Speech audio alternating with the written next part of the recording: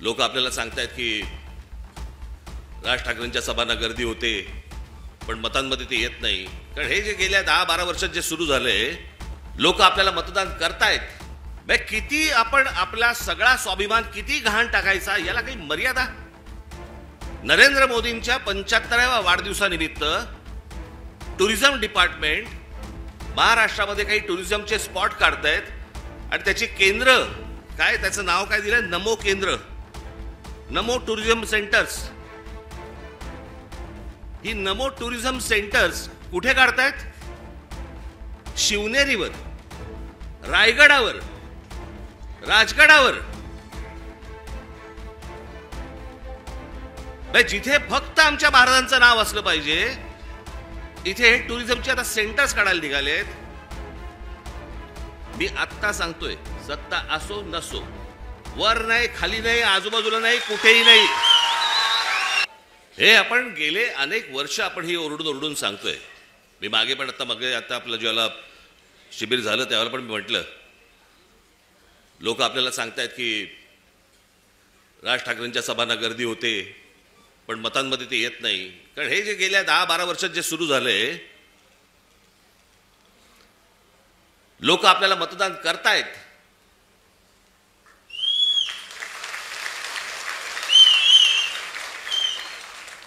पण या सगळ्या भानगडीमधनं आपल्याला दरवेळेला पराभव पत्करावा लागतो. अनेकांना वाटेल की बाबा मी काहीतरी कारण देतोय. कारण काय द्यायची? अख्खा देश बोंबलतोय. आणि या सगळ्या प्रक्रियेमधनं मग सत्तेमध्ये यायचं आणि मग हवी तशी सत्ता राबवायची. बरं, आपण काय सांगतो आहोत त्यांना? आपण त्यांना सांगतो आहोत मतदार याद्या स्वच्छ करा. 5 वर्ष निवडणुका झालेल्या नाही आहेत या महाराष्ट्रामध्ये स्थानिक स्वराज्य संस्थांच्या. मतदार याद्या स्वच्छ करा. अजून 1 वर्ष लागलं तरी चालेल, 1 वर्षाने निवडणुका घ्या, काय फरक पडतो? आणि उद्या मतदार याद्या ज्यावेळेला स्वच्छ होतील, त्यावेळेला ज्याचा विजय होईल, ज्याचा पराभव होईल, आम्हाला मान्य आहे. उद्या आज जे सत्तेवरती आहेत त्यांचा जर समजा विजय झाला, मतदार याद्या पूर्ण पारदर्शक झाल्यानंतर, आम्हाला मान्य आहे. पण ह्या सगळ्या गोष्टी सगळ्या लपवायच्या आणि लपवून त्याच्यातनं निवडणुका घ्यायच्या. मॅच तर फिक्स आहे. भाई, ज्या वेळेला मॅच फिक्सिंग आपल्या क्रिकेटमध्ये ज्या वेळेला झालं, त्यावेळेला अझरुद्दीन पासून सगळ्या लोकांना त्यावेळेला काढून टाकलं होतं. जडेजापासून काढलं होतं ना. इथे कोणालाच काढत नाहीत.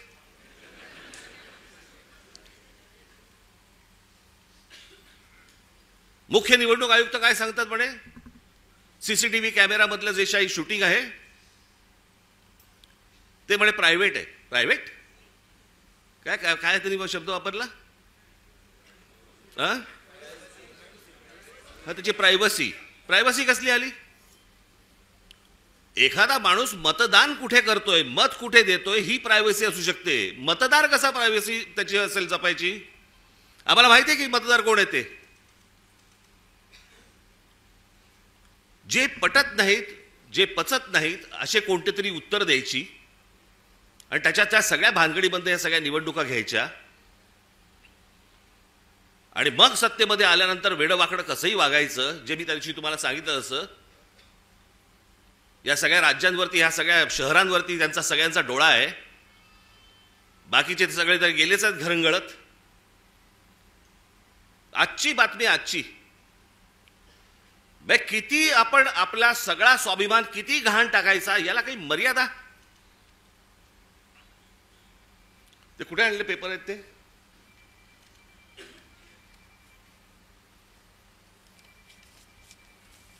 म्हणजे हा मनात ह्यांचा विचार येतो कसा? ही आजची टाइम्स ऑफ इंडियाची बातमी आहे, इंडियन एक्सप्रेसची बातमी आहे. आणि मला असं वाटतं ती कुठचं दुसरा वर्तमानपत्र, दिव्य मराठी. बाकीच्या वर्तमानपत्रामध्ये मी शोधत होतो, पण त्याचा GR देखील आलाय. आणि हे एकनाथ शिंदेचं खातं. काय करतायत हे जर ऐकाल ना, नाही तुमची तळपायाची आग मस्तकात गेली तर सांगा मला. नरेंद्र मोदींच्या 75व्या वाढदिवसानिमित्त टुरिझम डिपार्टमेंट महाराष्ट्रामध्ये काही टुरिझमचे स्पॉट काढतायत आणि त्याची केंद्र काय, त्याचं नाव काय दिलं, नमो केंद्र, नमो टुरिझम सेंटर्स. ही नमो टुरिझम सेंटर्स कुठे काढतायत?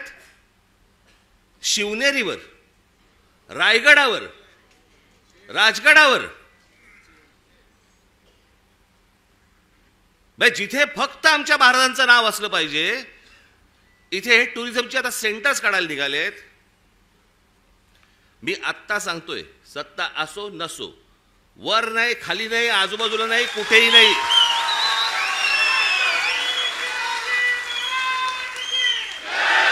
उभं केलं की फोडून टाकणार.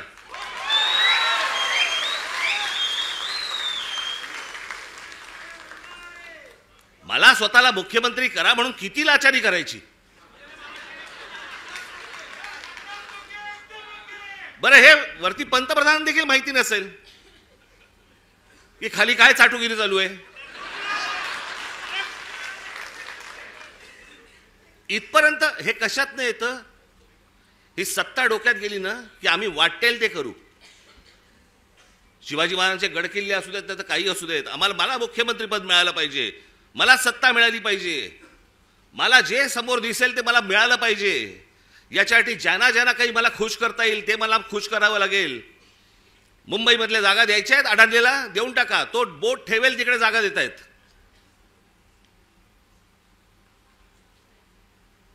हे सगळं येतं सत्तेतून, सत्ता येते याच्यातून.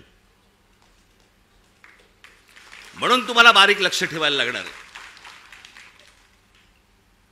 आणि याच्यासाठी म्हणून तो आपला उद्याचा 1 तारखेचा आपण मोर्चा काढतो आहोत.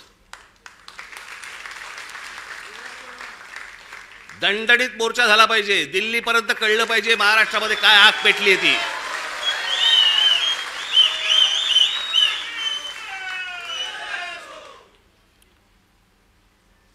शिवाजी पार्क सारखी ती परिस्थिती नाहीये तिकडची. त्याच्यामुळे तिकडे बसेस किती तिकडे जाऊ शकतात वगैरे मला माहिती नाहीये. पण माझी तुम्हाला, माझ्या खास करून माझ्या महाराष्ट्र सैनिकांना, मी आज हे आमचे चॅनलचे सगळे बांधव भगिनी आले, त्यांच्या मार्फत मी माझ्या सर्व महाराष्ट्रातल्या सर्व मतदारांना, माझ्या महाराष्ट्र सैनिकांना सर्वांना मी सांगतोय की या मोर्चात सामील व्हा. महाराष्ट्रामध्ये काय प्रकारचा राग आहे हा या मोर्चामध्ये तुम्ही दाखवा. तो व्यक्त करण्यासाठी म्हणून तुम्हाला तिकडे यावं लागेल, सर्वांना यावं लागेल. आज नोकरी होती, बॉसने नाही सांगितलं, बॉसला मारा.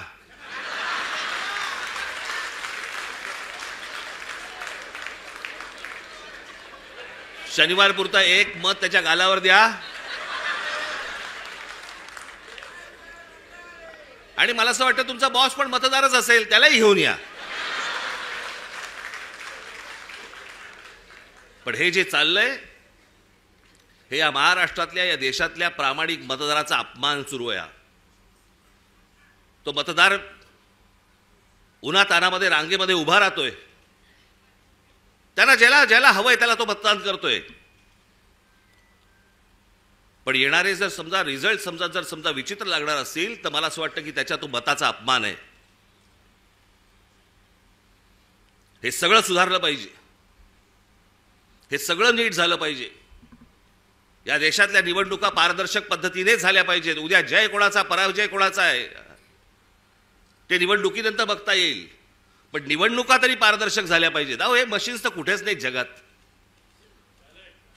अमेरिकेसारख्या देशामध्ये, सगळ्या पुढारलेल्या देशांमध्ये आजही तिथे बॅलेट पेपरवरती सगळे मतदान होतात. 3-4 देश आहेत जिकडे वोटिंग मशीन वापरलं जातं, तेही कुठे? आफ्रिकेत. पण जेवढे म्हणून पुढारलेले देश या जगामध्ये आहेत त्या सगळ्या ठिकाणी बॅलेट पेपर वापरला जातो. बरं, हे मी एकटा नाही बोलत आहे, हे पंतप्रधान नरेंद्र मोदी देखील बोललेत. त्यांचाही एक व्हिडिओ माझ्याकडे आहे, माझ्याकडे खूप आहेत.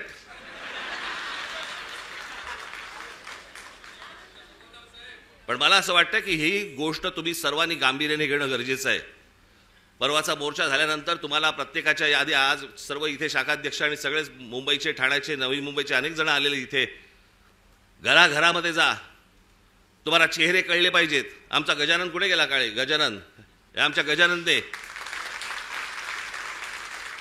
काल एक गोष्ट शोधून काढली. तिकडे नवी मुंबई महानगरपालिकेचे आयुक्तांच्या बंगल्यावरती आयुक्ताच्या बंगल्यावरती 550 मतदारांची नोंदणी आहे.